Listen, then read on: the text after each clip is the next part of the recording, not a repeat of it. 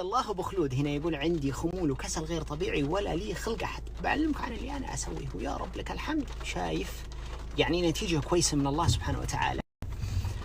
رقم 1 تعش بدري مع صلاة المغرب. رقم 2 نم بدري. رقم 3 لا تنام بعد صلاة الفجر.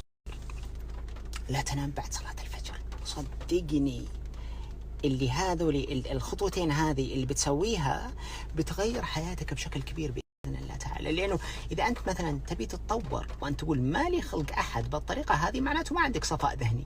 إذا ما عندك صفاء ذهني كيف ودك تنفتح على الدنيا؟ كيف يجيك أفكار؟ كيف طريقة التنفيذ؟